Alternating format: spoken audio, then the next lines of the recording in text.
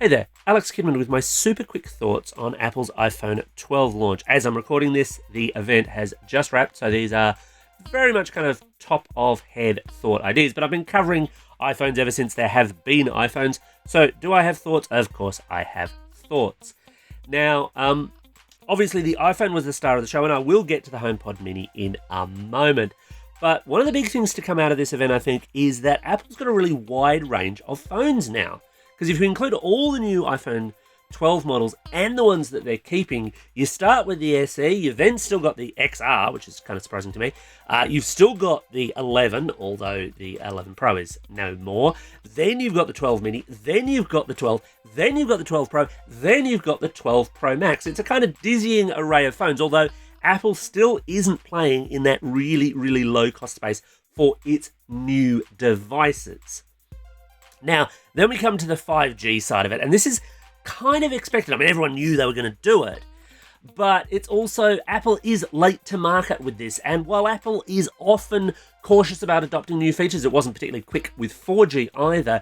There's a more interesting story here to tell, I think, because the reason that Apple's late to market has a lot more to do with the fact that it was tied up with Intel to develop 5G chips for it. That didn't happen, and Apple more or less had to kind of go cap in hand to Qualcomm to actually get 5G capability. I think it's not an unfair argument to say that Apple would have had 5G last year if it had not been for the bet that it made on Intel doing 5G. That being what it is, look, dual band is nice, so it'll do millimeter wave, it'll do sub-6. It'll be a nice global phone. It won't be the only global dual band phone out there with 5G, however.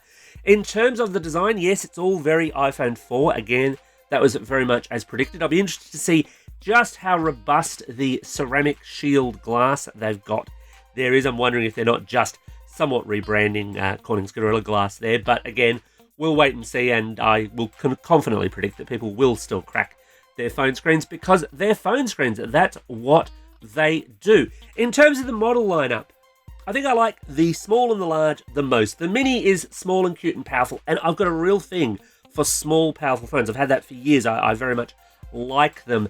Although Apple's claim that the 12 and the 12 Mini are the same phone, just different size screens, well, I don't know about that in terms of battery life, but again, we'll have to wait and see. And then, of course, you've got the really, really big Pro Max, which is your iPhone with all the trimmings.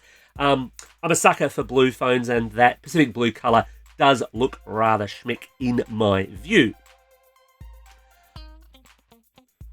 Now, Apple talked a lot about specifications at this event, which is not very Apple-y. Usually, it's all about the experience. It's about what you'll be able to do. But they had a dizzying array of specs, which is, nice for a tech head like me. Not so much within their core audience, I would have said. But look, the A14 Bionic, it looks like it should be a great little processor. The reality there in benchmark terms is that the A13 Bionic was already dusting everything anyway. And it's really that question of what you're going to do with all that power.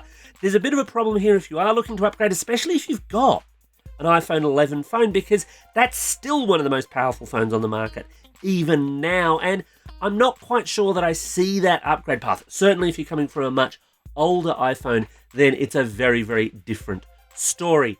Then, of course, we come to the camera, and the big thing there, I think, is more to do with video than anything else. Although I did want to touch on the claim of 87% boost to low light capability. That's big, especially because while Apple really only ever wants to talk Apple, in the low light space, they've been lagging behind the likes of Google and especially Huawei. Now, Huawei's phones, of course, don't go as global as they used to.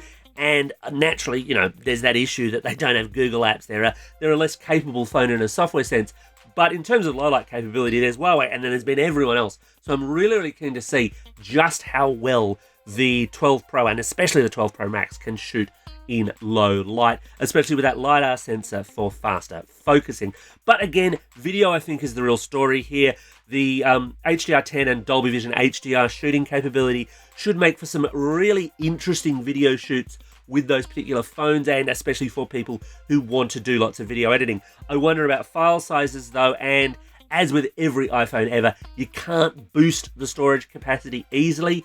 Apple also hasn't gone USB-C for these phones. It's still Lightning at that end. Now that brings me on to charging, and there's a couple of different stories there.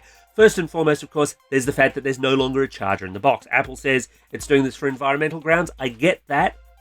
I wonder about the balance between that and safety, because people are, if they don't have a charger, potentially going to buy the cheapest charger they can get. This is not always a good idea because some of those cheap chargers are electrically very, very dodgy. Apple's chargers are generally quite good. I'm sure they'll still sell them as a separate item though.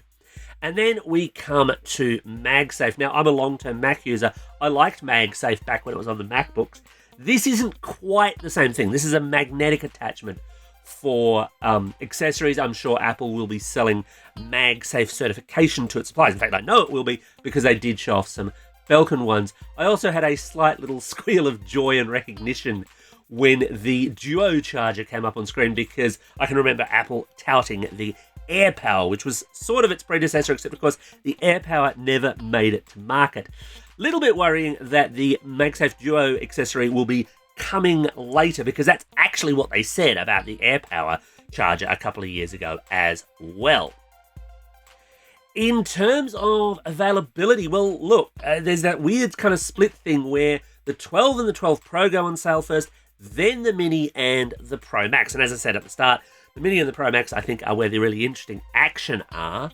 Price-wise, look, it's Apple. They're not particularly inexpensive phones here in Australia.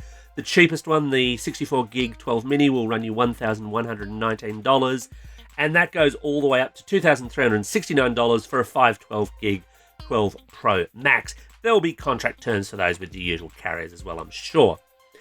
The other big thing, of course, that Apple announced this morning was the HomePod Mini. Now, this is an interesting play because that HomePod has sat there in that premium space for a number of years now, while Apple's competitors in the smart speaker space have delivered model after model after model. Apple sort of didn't seem interested in playing anywhere but premium, but the HomePod Mini is very much a more affordable speaker at $149 Australian, $99 US.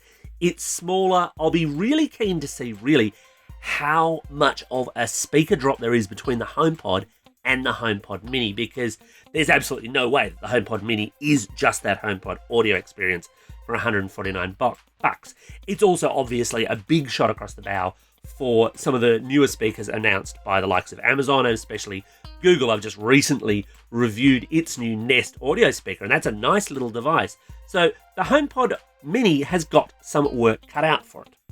Anyway, those are my early thoughts. I'm hoping to get hold of, obviously, review devices for these as soon as possible. How did you find the event? Let me know in the comments below, and as always, thanks for watching, and don't forget to hit like and subscribe.